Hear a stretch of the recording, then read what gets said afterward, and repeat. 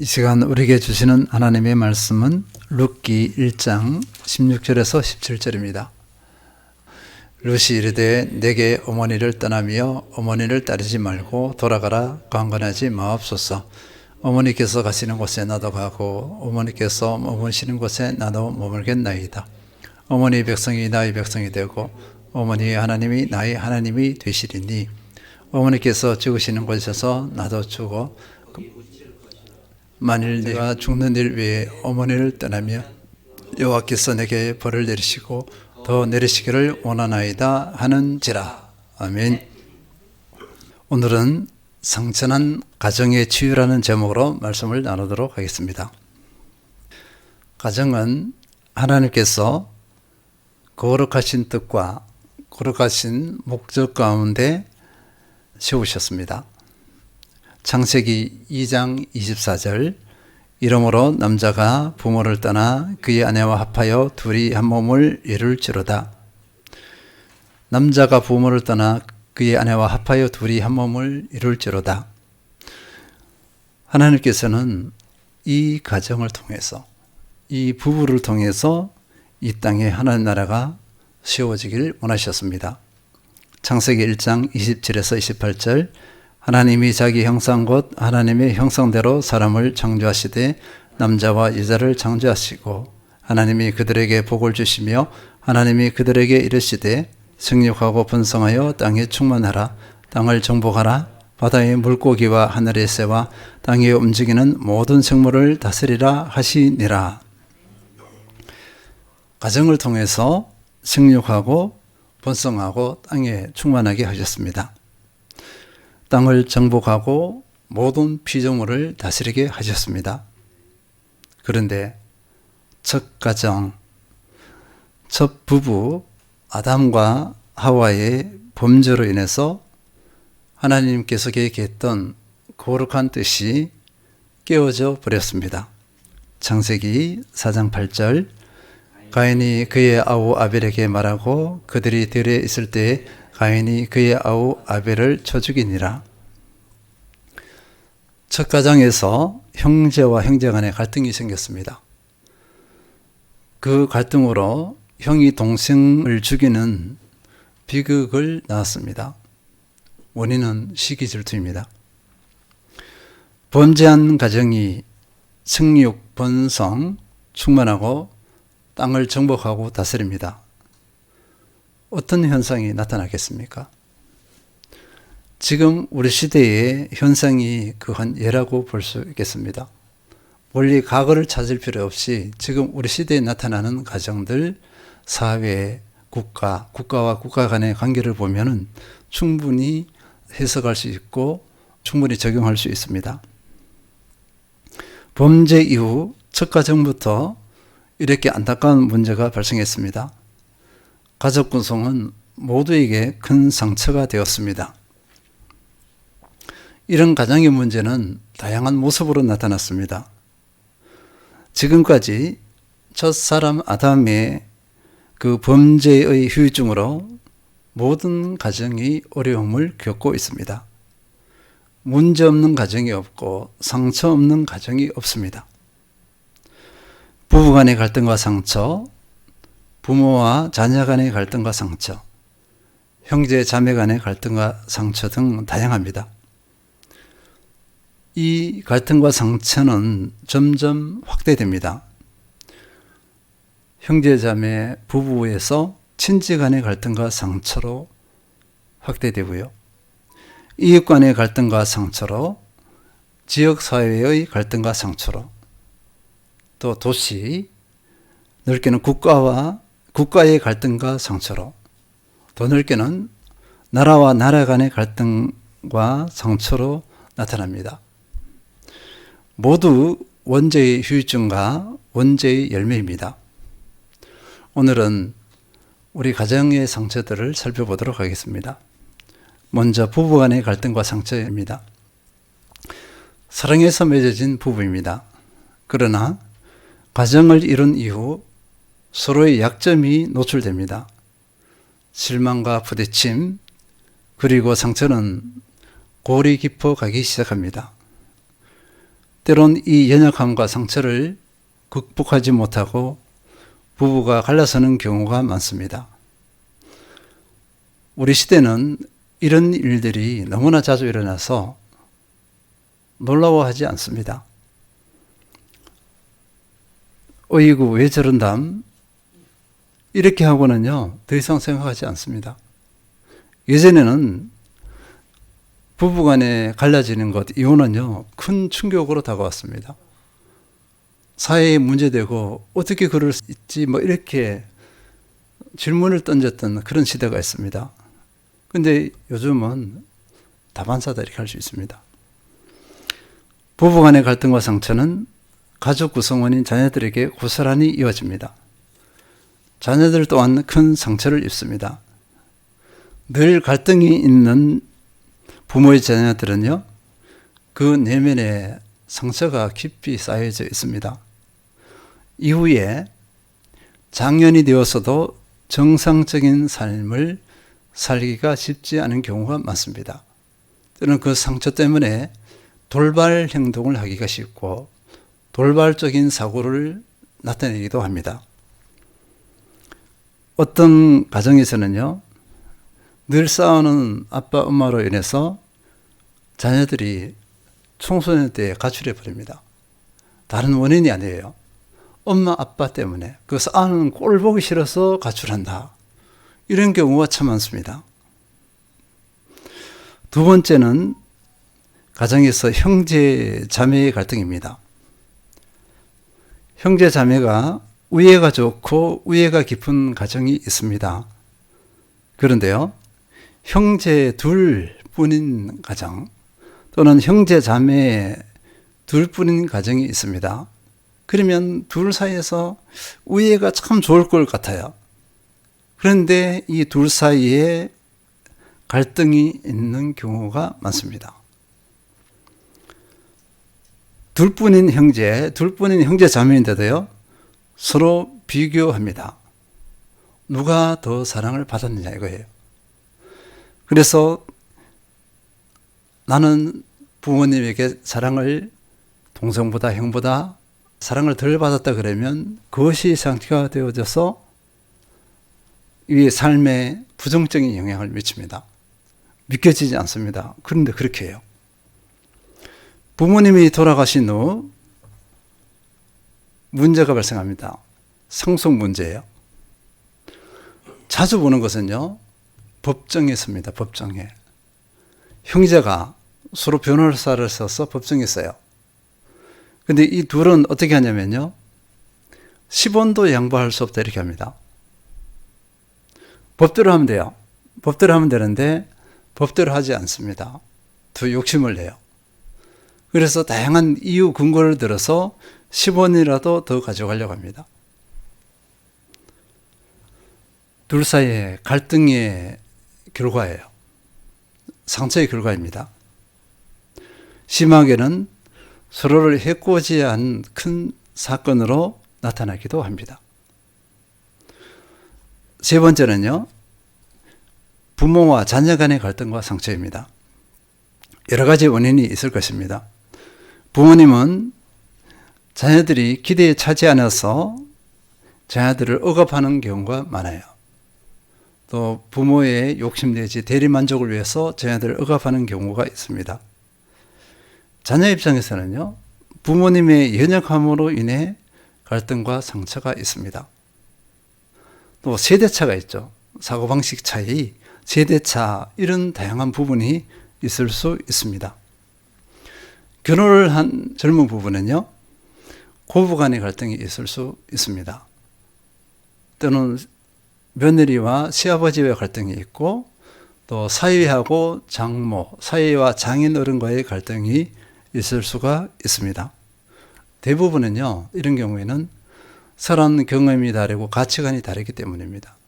새로운 가족을 들였기 때문에 살아온 생활 방식, 가치관이 달라요. 그래서 나타나는 경우가 많습니다. 우리 그리스도인 가정에서는요, 이런 것들과 더불어서 그리스도인 가정만이 특별하게 가지는 갈등과 상처가 있습니다. 바로 신앙 문제입니다. 부부간의 신앙의 차이는 얼마나 갈등이 되고 얼마나 답답하고 얼마나 상처가 되는지 모릅니다. 너무 많이 봐요. 사랑해서 결혼을 했는데 믿음의 차이가 있어요. 한쪽 배우자가 믿음이 있고 한쪽 배우자가 믿음이 약해요. 그러면 늘 갈등이 있습니다. 이 믿음의 문제가 해결되지 않으면 평생 동안 갈등합니다.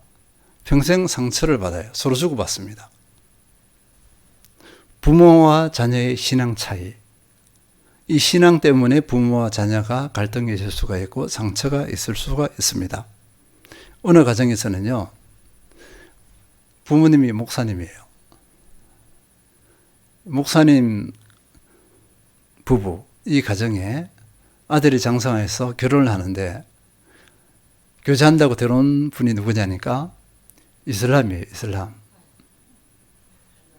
이슬람권에 있는 자매예요. 아주 이쁩니다. 능력이 있어요. 그런데 이슬람을 버리지 않아. 그러니까 목사님과 그 사모님이 얼마나 고민이 많겠어요. 나중에는 허락했습니다. 허락했는데 보니까 여전히 며느리는 이슬람을 유지하고 있어요. 근데 이 부부가 어디에 사냐니까 한국에 안 살고 그 나라에 가서 삽니다.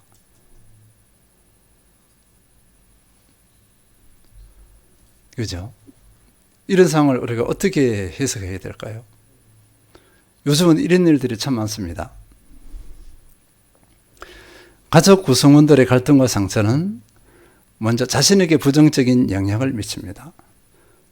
때로는 심하면요, 정상적인 삶을 살지 못하게 하기도 합니다. 이 상처와 갈등에 매여서 삶에 집중하지 못해요. 사회에 잘 적응하지 못하고 사회에 악영향을 끼치기도 합니다. 부정적인 가정의 갈등, 상처를 경험한 사람은요, 성공했을 때 부정적인 리더십이 나타납니다. 기가 막히기도 그래요. 열심히 삶을 살았습니다. 근데 그 결과는요, 리더십이 부정적이에요. 다른 이에게 상처를 줍니다. 다른 일을 억압하고 다른 이에게 상처를 줍니다. 원인을 보니까요, 가정이에요, 가정. 부모님에게서 잘못된 영향력을 받았어요.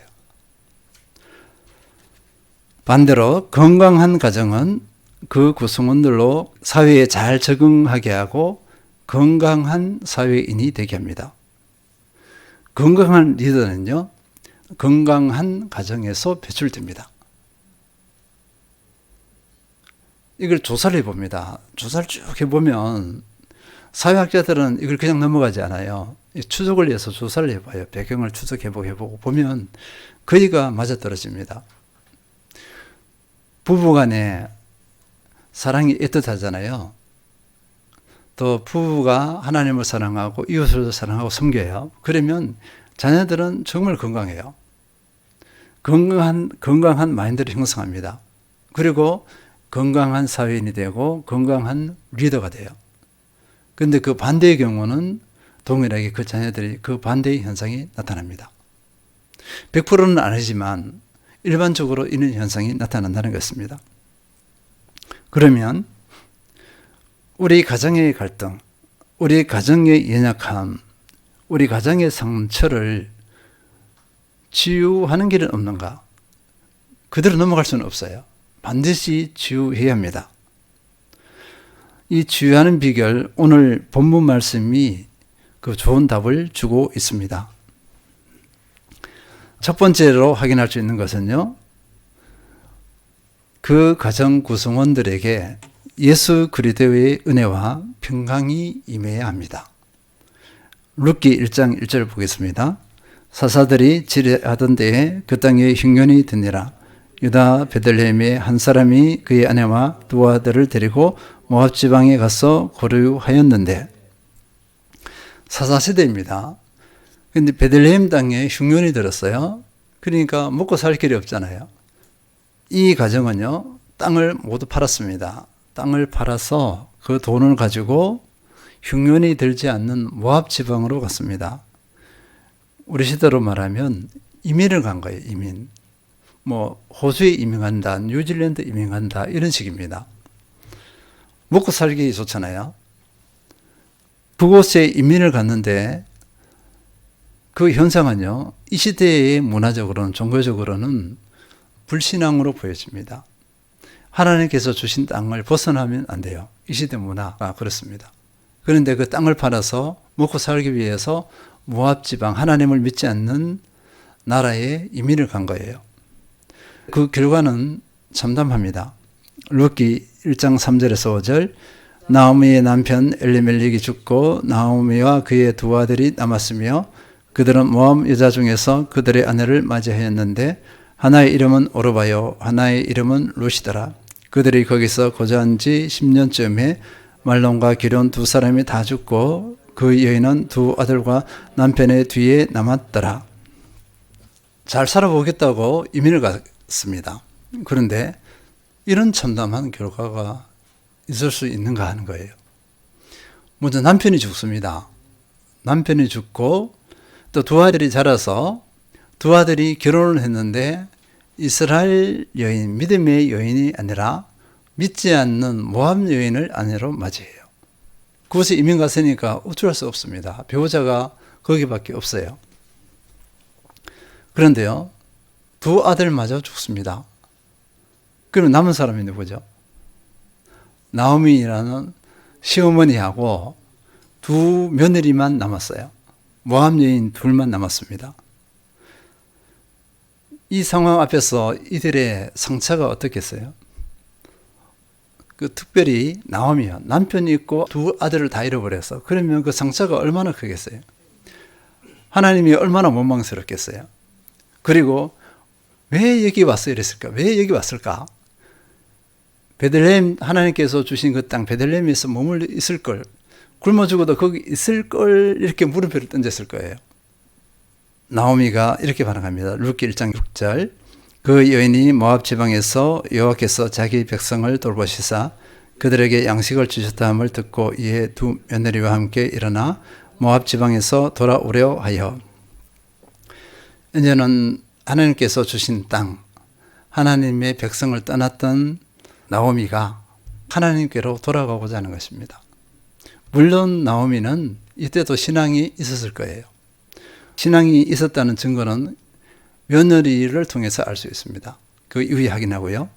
이제는 본국으로 돌아가자. 하나님의 백성에게로 하나님께서 주신 땅으로 돌아가자 하고서 며느리를 데리고 이렇게 가려고 하고 있습니다. 이것을 어떻게 설명할까 이거예요.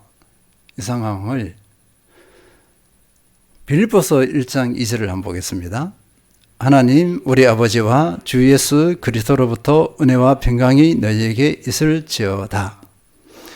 하나님의 은혜와 예수 그리스도의 은혜와 평강, 하나님의 은혜와 평강입니다. 사도 바울은 빌립보 성도들에게 은혜와 평강이 있기를 기도했어요. 지금 나오미가 선택한 것, 하나님께로 돌아가자, 베들레헴으로 돌아가자 한 것은 하나님의 은혜와 평강을 추구하는 것이나 똑같아요. 하나님과의 관계를 회복하고자 하는 것과 똑같습니다. 은혜와 평강은 하나님과의 관계 속에서 얻을 수가 있습니다. 지금 나오미가 기댈 수 있는 것은 모압 땅도 아니고 거기 남편도 없죠. 아들도 없기 때문에 나오미가 기댈 것은 하나님밖에 없어요. 지금 나오미는 하나님을 기대는 것입니다. 하나님을 붙잡는 거예요. 하나님을 붙잡을 때 은혜와 평강이 옵니다. 이 은혜와 평강은 상처를 치유해요. 이 은혜와 평강은 상처를 치유하는데 핵심이 핵심. 하나님의 은혜와 평강, 예수 그리스도의 은혜와 평강이 없이는 상처를 치유할 수가 없습니다.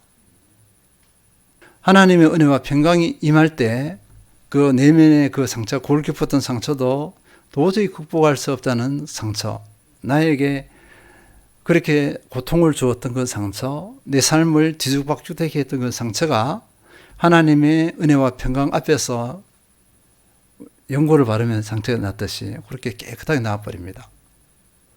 그래서 상처의 치유의 핵심은요, 하나님과 예수님과의 관계 속에서 하나님의 은혜와 평강을 덧입는 것입니다.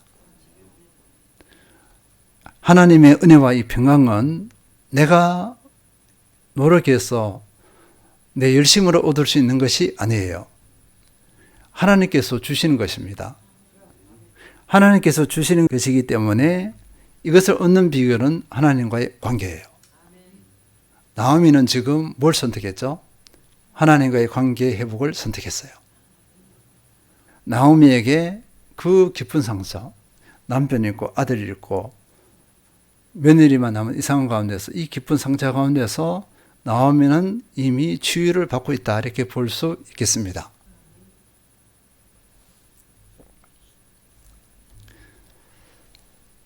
하나님의 은혜와 평강에 대해서는 설명하기가 좀 그래요. 이미 우리가 많이 나누기 때문에 새벽에도 나누고 했거든요. 금요 심야에도 나누기 때문에 이 시간 또 나누기가 그렇습니다. 하나님의 은혜는요, 값없이 거저 주시는 사랑이에요. 하나님의 그 사랑을 체험한 것, 이 하나님의 사랑을 체험하면은 치유가 됩니다. 그리고 하나님과의 교제안에서 하나님께만 있는 평강이 있어요. 평강은 어떤 상황이어도 도저히 내가 감당할 수 없는 그 상황, 파도가 치는 그 상황, 내가 죽을 수도 있는 그 상황 가운데서도 얻을 수 있는 것이 평강이에요. 이 평강은 사람에게 없습니다. 오직 예수 그리스도께 하나님께만 있어요. 이 평강이 임하면은요, 상처가 싹 아물어집니다. 평강이 없다는 것은 상처가 아직 아물지 않았다 이렇게 보면 됩니다. 우리 사람들이 갑자기 막 분노하는 경우가 있어요. 말 한마디에 분노하고 어떤 경우 심하게는 발작을 일으키듯이 막 하는 경우가 있어요. 또는 분노 조절 장애가 막 나타나기도 합니다. 왜 그럴까요? 상처를 건드려서 그렇습니다. 그 사람에게 고개지 상처예요, 그것이. 근데 평강이 임하면요, 그런 현상이 나타나지 않아요. 어떤 말, 어떤 행위로 자기를 공격해도 그렇게 감정이 폭발하지 않습니다. 평강은 감정이 아주 평온한 상태가 돼요. 자유한 상태가 되어집니다. 영향을 받지 않아요. 평강의 상태는 외부의 상황에 영향을 받지 않는다. 그렇기 때문에 감정이 폭발하지 않습니다. 상대방이 또는 원수가 나를 공격해도 그것을 수용해버려요. 이것이 평강의 힘입니다. 평강은 얼마나 능력이 있는지 몰라요.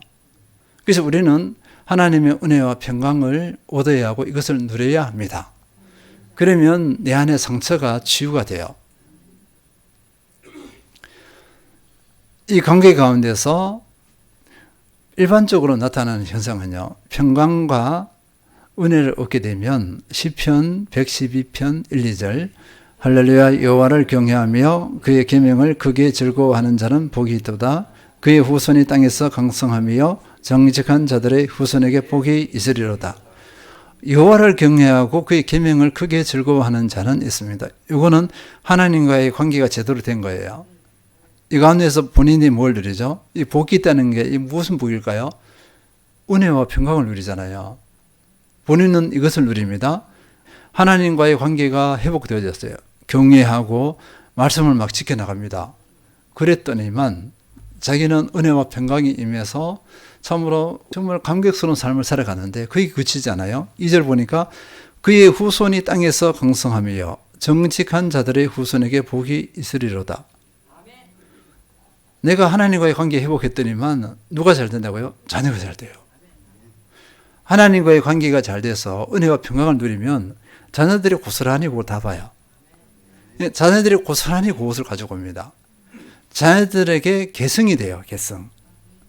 내가 하나님 안에서 그리스도 안에서 평강과 자유, 은혜를 누리지 못하면 자녀들도 못 누려요. 자녀들이 그 삶을 배우지를 못합니다. 하나님과의 바른 관계 가운데서 은혜와 평강을 누리면 자녀들도 이 복을 누립니다. 자녀들이 잘 될 수밖에 없어요. 하나님께서 이런 자녀들을 사용하십니다. 이런 자녀들에게 크게 복을 주십니다. 이것이 기복이 아니에요. 우리는 이런 은혜를 덧입어야 될 줄 믿습니다. 두 번째는요, 상처를 치유하는 비결은요, 사랑과 존중입니다. 룻기 1장 8절에서 10절, 나오미가 두 며느리에게 이르되 너희는 각기 너희 어머니의 집으로 돌아가라. 너희가 죽은 자들과 나를 선대한 것 같이 여호와께서 너희를 선대하시기를 원하며 여호와께서 너희에게 허락하사 각기 남편의 집에서 위로를 받게 하시기를 원하노라 하고 그들에게 입맞춤에 그들이 소리를 높여 울며 나오미에게 이르되 아니니이다. 우리는 어머니와 함께 어머니의 백성에게로 돌아가겠나이다 하는지라. 나오미가 하나님을 선택하고 붙잡았어요. 그 가운데 은혜와 평강을 얻었습니다. 그러니까 이 며느리를 향해서 모진 반응이 나오지 않아요. 우리 한국 드라마를 보면요, 사극 드라마를 보면 남편이 일찍 죽어. 그러면 그 누구인데 뒤집어 씌우죠? 며느리. 네가 남편을 죽였다 이렇게 하면서 사방에서 공격을 받습니다. 그리고 이 며느리가 어떻게 되기를 원하죠? 홀로 평생 홀로 살거나 아니면 남편을 따라가기 위해서 자기를 하게 하는 거예요. 그러면 어떻게 되죠? 연료문이 씌워집니다. 이런 잔인한 시대, 우리 과거의 모습이에요. 공적으로 사회가 한 여인을 살인하는 것과 같습니다. 그걸 높이 축게 세워요. 인권의 불모지예요. 과거의 역사가 그렇습니다. 근데 지금 여기서 나오미는 며느리에게 너희가 내 두 아들을 죽였다, 삼켰다 이렇게 하지 않습니다. 나오미는 며느리들을 사랑해요. 존중해 줍니다. 이 두 며느리에게 나를 따르지 말고 너희 길을 가라 이거죠. 다시 가정을 이뤄서 행복하게 살라는 것입니다. 그들을 원망하지 않아요. 그들에게 섭섭하다 하지 않습니다. 왜 그럴까요? 그들을 사랑해요. 그들을 존중합니다. 그런데요, 이 두 며느리가 어떻게 반응하죠? 시어머니에게 같은 반응을 합니다. 며느리들도 시어머니를 사랑하고 존중해요. 그러면서 우리는 어머니를 떠나지 않겠습니다. 이렇게 고백합니다. 사랑과 존중은 엄청난 힘과 능력이 있습니다. 순수한 사랑이에요. 진실한 사랑이라 볼 수 있습니다.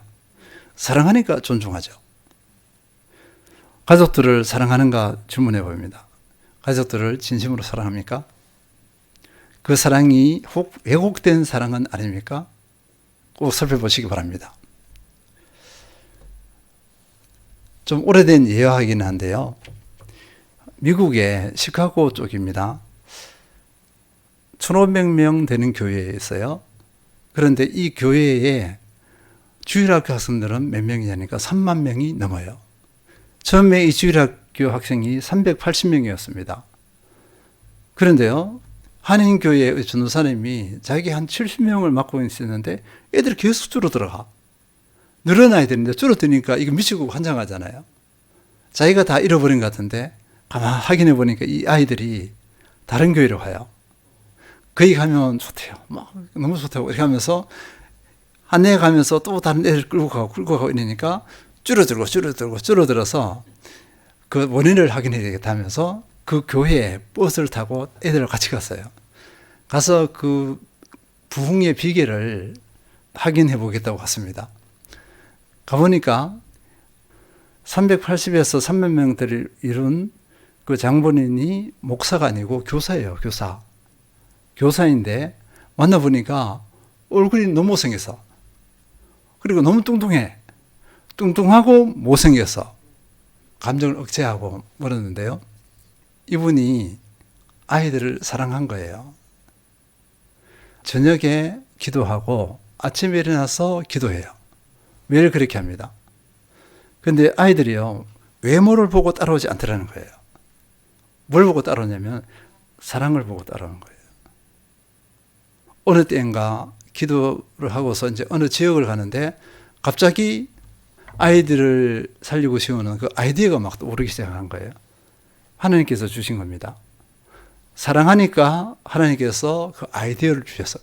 그래서 바로 기록하고 실천하고 했는데 이 노트가 몇 권이 돼요. 그래서 380명의 아이가 3만 명이 넘었습니다. 비결은 하나예요. 사랑하니까. 가족이 아니어도 이랬잖아요. 가족들이 진실로 사랑해요. 존중해 보시기 바랍니다. 그 상처가 다 치유됩니다. 상처가 나라고 해도 나지 않아요. 고린도전서 13장 4에서 7절 사랑은 오래 참고 사랑은 온유하며 시기하지 아니하며 사랑은 자랑하지 아니하며 교만하지 아니하며 무례히 행하지 아니하며 자기의 유익을 구하지 아니하며 속내지 아니하며 악한 것을 생각하지 아니하며 불의를 기뻐하지 아니하며 진리와 함께 기뻐하고 모든 것을 참으며 모든 것을 믿으며 모든 것을 바라며 모든 것을 견디느니라. 사랑하게 되면 이러한 특징이 나에게서 나타난다는 것입니다. 사랑은요, 모든 연약함을 막아버리는 방파제와 같아요. 상처를 아물게 하는 연고와 같습니다. 만병통치약과도 같아요. 반대로 사랑의 구멍이 나면 어떻게 되죠? 그 틈새로 각종 약하고 악한 것들이 침투합니다. 그리고 가정에 갈등을 일으키고 가정에 상처를 주고 가정을 파괴합니다. 사랑 앞에서 사탄 마귀가 틈을 못 타요. 사랑이 깨어지면 사탄 마귀가 활기를 칩니다. 사랑 앞에는 사탄 마귀가 맥을 추지 못하지만 사랑이 깨어지면 약해지면 사탄 마귀는 활기를 칩니다. 특히 믿음의 가정에서 사랑이 깨어지면 사탄 마귀가 이뜻 하고 들어와서 그 가정을 더 큰 상처를 줘버립니다. 사탄 마귀를 이겨낼 수가 없습니다. 그리고 사랑과 존중이 깨어지면 상대방만이 상처를 입느냐? 아니에요. 나도 상처를 입습니다. 상처를 입은 사람은 꼭 어떻게 되죠? 반대급부를 하게 되어 있어요. 그 상처가 다시 나에게 돌아와요. 그래서 상처를 주는 자가 아니라 상처를 치유하는 자가 되어져야 합니다.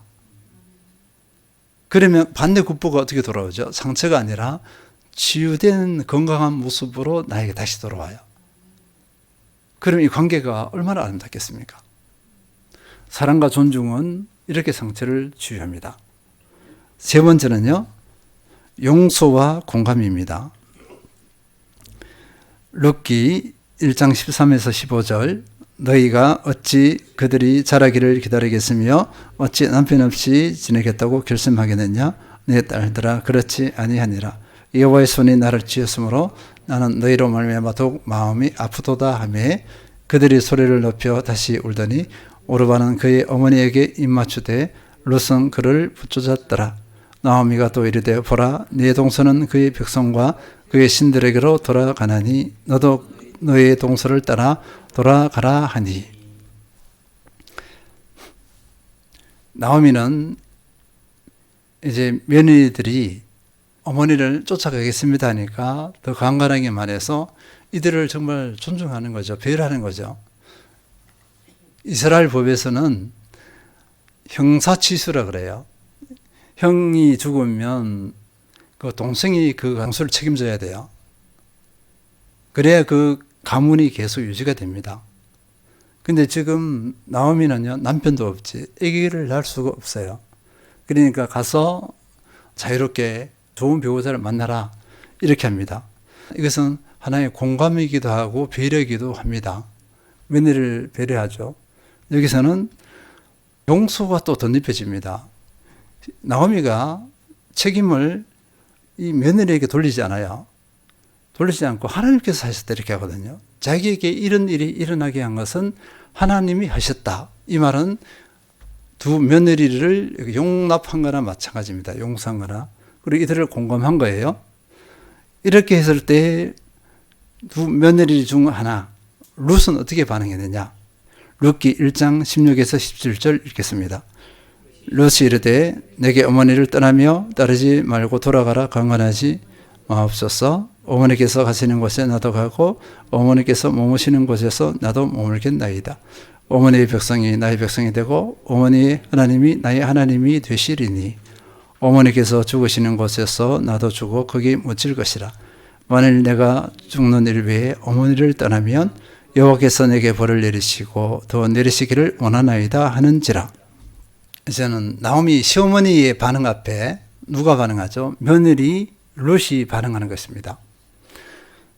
시어머니의 사랑, 존중을 받았어요. 알아요? 그 다음에 용서도 알고 공감도 알았어요. 그럴 때 며느리 룻이 어떻게 반응했냐니까 동일한 사랑과 존중, 동일한 용납과 공감으로 반응합니다. 룻이 빈말로 하는 것이 아니라 진심으로 이 고백을 하고 이 고백에 따라서 정말 나오미와 함께 합니다. 특별히 중요한 것은요, 시어머니가 믿는 하나님을 자기도 믿겠다는 거죠. 시어머니의 믿음의 삶을 며느리 룻은 지켜봤어요. 계속 이야기를 들었을 거예요. 내가 믿음이 있으면 그냥 대화 중에 꺼냅니다. 그러면 며느리가 자연스럽게 그것을 들었을 거예요. 시어머니를 공감하고 자기도 시어머니가 믿는 하나님을 믿겠습니다. 어머니가 묻히는 곳에 나도 거기서 살고 거기서 뼈를 묻겠습니다. 이렇게 하는 거예요. 이런 공감이 없어요. 이런 공감. 그죠? 이런 며느리가 있다면 얼마나 복되겠어요. 고부간에 갈등이 있겠습니까? 있을 수가 없어요. 아름다운 관계예요. 시어머니와 며느리 서로를 위합니다. 서로 사랑하고 존중하고 서로 공감하고 이 가운데서 합력하여 선을 이루는 아름다운 열매를 맺었습니다. 이 관계 속에서 결국 어떻게 됐냐면요. 룻은 예수님의 탄생의 그 계보 중에 한 대를 감당해요. 이방 여인입니다. 이방 여인이 여기 이 축복을 누릴 수 없어요. 그런데 룻의 이 태도가 하나님이 보시기에 합당했고 하나님께서는 이것을 기쁨으로 받아들였습니다. 이제 마무리해 나가겠습니다. 마무리하는데요. 마지막으로 하나를 좀 더 확인할 것은 이거는 간단하겠습니다. 우리가 모든 관계 가운데서 이 은혜가 덧입혀지면요. 첫 번째, 두 번째, 세 번째 이 은혜가 덧입혀지면 모든 상황 가운데서 나오는 그 연약함의 상황 가운데서 어떻게 반응하냐면요. 우리는 일반적으로 상대방을 탓합니다. 부부 간에도 상대방을 탓해요. 부모 자녀 간에도 상대방을 탓하고 형제 간에도 상대방을 탓합니다. 그런데요. 이 세 가지 은혜가 덧입혀지면은 모든 연약함 앞에서 내 탓입니다. 이렇게 해요. 이것이 되어야 합니다. 내 탓입니다 하면 더 이상 갈등이 생기지 않아요. 핑계댈 때, 남 탓할 때 부딪힙니다. 그래서 우리는 이런 원리들을 잘 알아서 이제 내 삶에 잘 적용하면 그 상처의 원인이, 갈등의 원인이 어디서 왔는지를 알게 될 거예요. 그리고 그리스도 안에서 그 상처를 치유받는 그 은혜 자리로 나아갈 것입니다. 우리 성도님들은 상처 입은 치유자가 되어져서 가정을 화목케 하는 그 주인공이 되었으면 좋겠습니다. 그리고 하나님의 은혜 안에 늘 거하면서 다른 사람의 손을 잡고 살리고 세우는 그 역할, 그 기능을 온전히 발휘하시기를 축원드립니다.